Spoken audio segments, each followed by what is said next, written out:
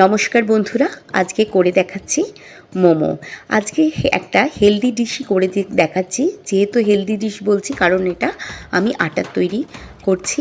আটাটাকে আমি বিটের রস দিয়ে মেখে নিয়েছি, একটু কালার করে নিয়েছি, দেখতেও ভালো লাগবে, বাচ্চারা এটা খেতেও পছন্দ করবে। সেই কারণে এমনি ওরা বিট খেতে পছন্দ করে না, সেই কারণে এতে বিটটাও খাওয়া হবে।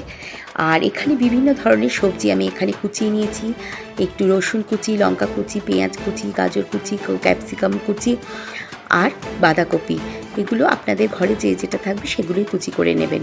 এটা পুরোপুরি ভেজ তৈরি করছি, যদিও এখানে আমি পেঁয়াজ রসুন ব্যবহার করছি। আর এটাকে আমি মেখে ছোট ছোট লেচি করে আমি সেই পুরটাকে আমি নুন, গোলমরিচ আর ম্যাগি মশলা দিয়ে মেখে নিয়েছিলাম। তারপর লেচির মধ্যে আমি পুরটা ভরে আমি এইভাবে মুড়ে নিচ্ছি। আপনারা যে যেরকম পারবেন সেইভাবে পুরটা মুড়ে নিতে পারেন, গোল গোলও করতে পারেন, আবার এইভাবেও মুড়ে নিতে পারেন। দেখুন, এবার ফ্রাই প্যানে আমি জল বসিয়ে দিয়েছি। জলের মধ্যে ডাইরেক্ট আমি এই মোমোটা ছেড়ে দিচ্ছি।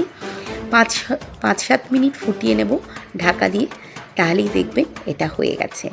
জলের মধ্যে অল্প একটু লবণ আমি ব্যবহার করেছি। এছাড়া পরবর্তী ক্ষেত্রে আমি একটা সুপি মোমো করব, সেটাই জলের মধ্যে আমি ওই পুরের কিছুটা ছেড়ে দিয়েছিলাম আর তার মধ্যে লবণ, গোলমরিচ এগুলো দিয়ে দিয়েছি আর একটু সামান্য ম্যাগি মশলাও দিয়েছিলাম। সেটাও খেতে অসাধারণ হয়েছে। আর কিছুটা মোমো আমি এখানে ফ্রাইও করে নিয়েছি। সে 3 রকমভাবে আমি আজকে এখানে আপনাদেরকে দেখিয়ে দিচ্ছি। সামান্য তেলে দেখুন আমি মোমোগুলো ভেজে নিচ্ছি। অসাধারণ হয়েছিল খেতে। যদি ভালো লাগে অবশ্যই একবার বানিয়ে খেয়ে দেখবেন।